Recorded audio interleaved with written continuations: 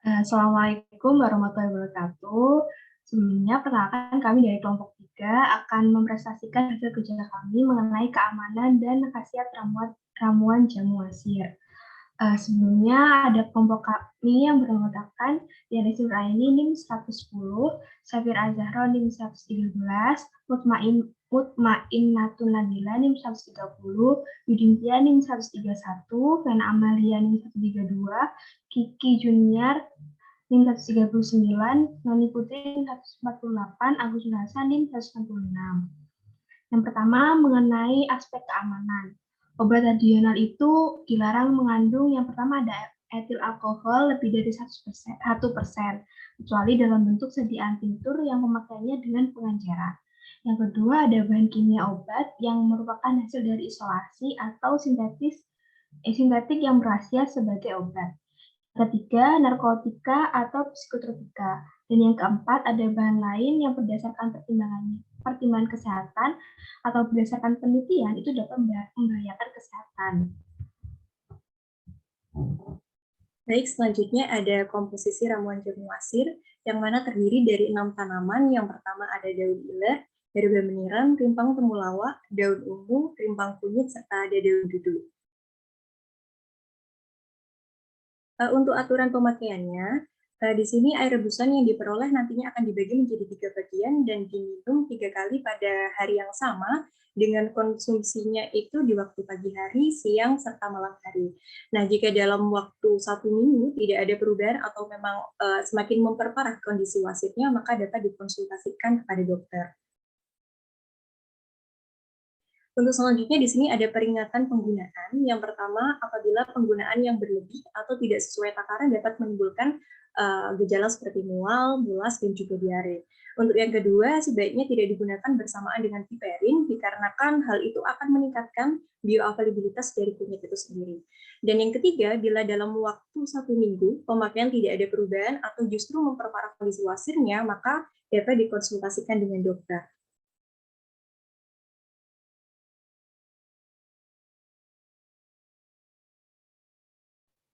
Selanjutnya yaitu studi praklinisnya, yaitu ramuan jamu anti-hemoroid dapat memperbaiki hemoroid buatan pada hewan uji.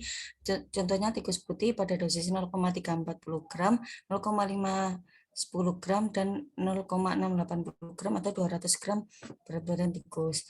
Tidak menimbulkan efek toksisitas dengan nilai LD50 lebih besar dari 5 kg per kilogram berat badan. Kemudian selama 3 bulan tidak terjadi tanda-tanda toksis pada hewan uji. Untuk studi klinisnya yaitu ramuan jamu anti-hemoroid dapat menurunkan gejala klinis secara bermakna berupa nyeri dan perdarahan setelah pemberian selama 7 hari.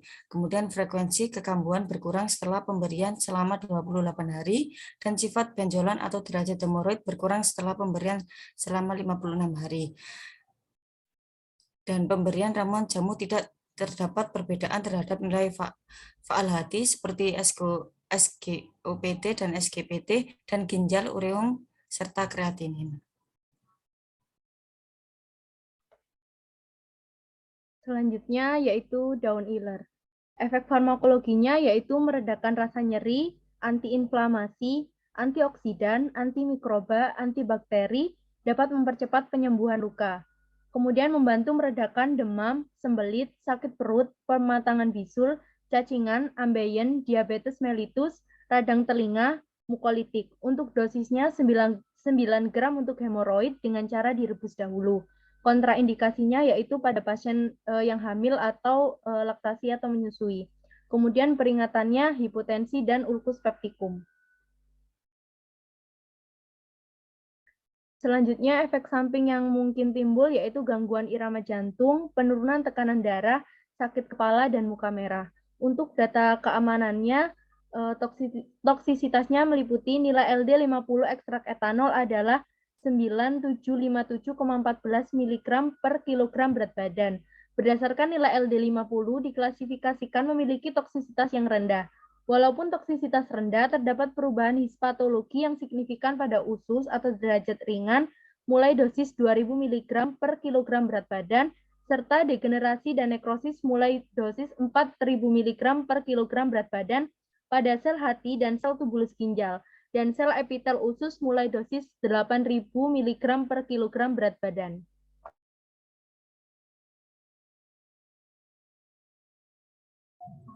Selanjutnya yaitu herbamemiran.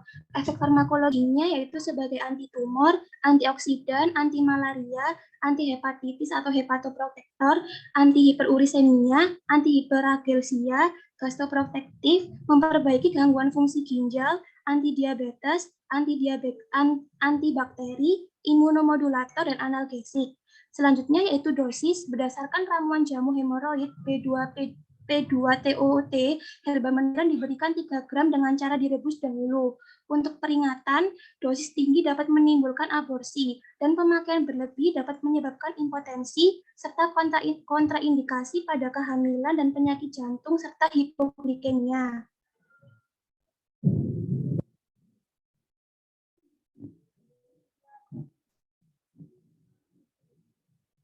Untuk efek sampingnya, yaitu hipotensi, hipoglikemia, gangguan keseimbangan elektrolit, pemakaian secara luas tidak dilaporkan mempunyai efek samping berbahaya. Untuk data keamanannya, toksisitas meliputi LD50 sebesar 1,588 mg per kilogram BB mencit per oral, toksisitas subkroniknya dosis sampai dengan 4.800 mg per kilogram berat badan tikus diberikan selama 3 bulan per oral, tidak menimbulkan kelainan pada organ vital. Pada tikus hamil 7 hari, dosis 96,960,4800 mg per kilogram berat badan setiap hari selama 16 hari, tidak menimbulkan efek teratogenik.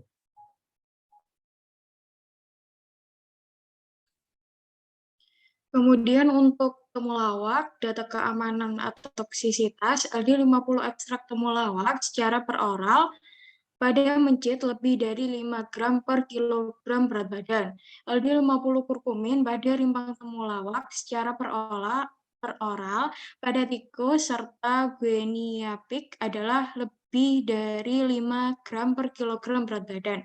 Sebanyak 5 penelitian yang dilakukan pada manusia menggunakan dosis 1.125 hingga 2.500 mg kurkumin per hari menunjukkan bahwasannya tidak ada toksisitas. Penggunaan dosis sampai 800 mg per hari dalam selang waktu 3 bulan pada 28 orang yang sehat menunjukkan hasil uji klinik fase 1 tidak menunjukkan efek toksisitas.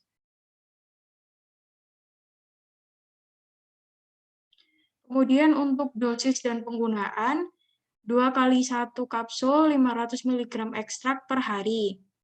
Untuk efek farmakologi atau indikasi yaitu dislipidemia, antikolesterol, antiinflamasi. Efek samping yang ditemukan pada pengguna rimpang temulawak belum ditemukan efek samping yang berarti. Penggunaan rimpang temulawak sebagai jamu memiliki kontraindikasi hati-hati penggunaannya pada pasien yang menderita penyakit gastritis dan nefrolitiasis. Selanjutnya yaitu daun ungu, Graptophyllum pictum. Untuk data keamanan dari daun ungu, yaitu LD50 pada mencit secara IP, intraparental sebesar 117,3 mg per 10 berat badan. Kemudian LD50 pada tikus secara per olar, yaitu lebih dari 15 gram per kilogram BB. Kemudian meningkatkan kadar glukosa darah serta berat badan dari tikus. Data prakliniknya yaitu daun ungu dapat meningkatkan frekuensi dan menurunkan konsentrasi dari feses sehingga dapat digunakan untuk mengatasi sembelit. Infusa daun ungu dengan dosis 498 mg per 100 gram berat badan tikus mampu meminimalisir rasio jarak yang terlalui zat penanda norit terhadap panjang usus keseluruhan. Untuk efek farmakologi dari daun ungu yaitu wasir dan konstipasi. Dosis dan penggunaannya 5 gram serbuk daun ungu direbus dengan 2 gelas air. Proses perebusan berlangsung hingga air berangsur menyusut hingga kurang lebih menjadi 1 gelas. Hasil rebusan disaring dan dapat dikonsumsi. Untuk efek samping dan kontraindikasinya dari pemakaian daun ungu belum diketahui.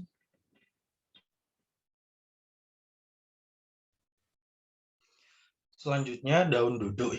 Untuk dosisnya, daun duduk yang digunakan untuk ramuan jamu asir ini dapat dikonsumsi sebanyak 12 gram simplisia daun duduk per harinya.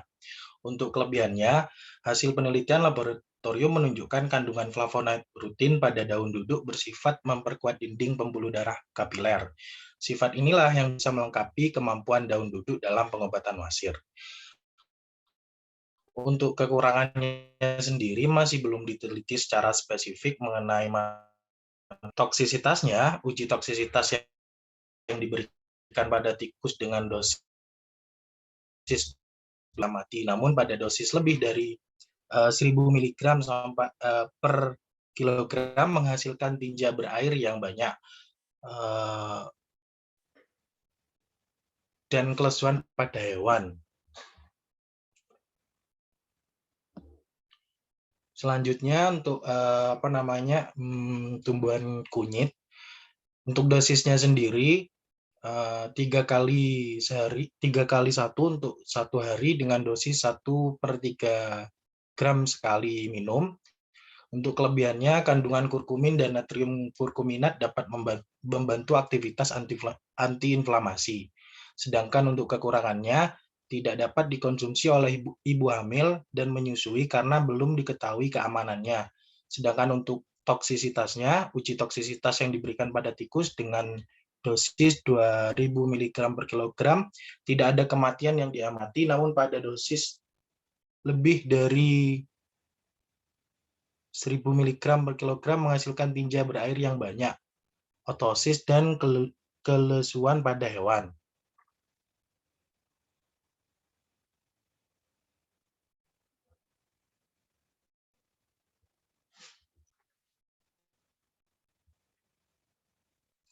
Untuk selanjutnya yakni kunyit, toksisitasnya LD50 ekstrak per oral pada mencit adalah lebih dari 15 gram per kilogram berat badan. LD50 kurkumin per oral pada monyet adalah lebih 0,8 mg per kilogram berat badan.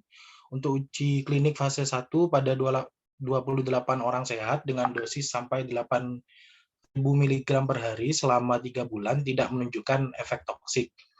5 penelitian kurkumin pada manusia dengan dosis 1125 sampai 2500 mg kurkumin per hari tidak menunjukkan efek toksik. Untuk kontraindikasinya, obstruksi saluran empedu, kolesisitas, hipersensitivitas terhadap komponen kunyit, gagal ginjal akut tidak dianjurkan untuk anak yang berusia lebih dari 12 tahun. Perhatian, pada pasien dengan gangguan batu empedu diharapkan lebih berhati-hati dan harus dikonsulkan terlebih dahulu pada dokter. Penggunaan pada ibu hamil dan menyusui juga harus berhati-hati karena belum terdapat penelitian yang meneliti keamanannya. Terima kasih. Mungkin sekian presentasi dari kelompok kami. Apabila ada salah kata, kami mohon maaf. Terima kasih. Wassalamualaikum warahmatullahi wabarakatuh.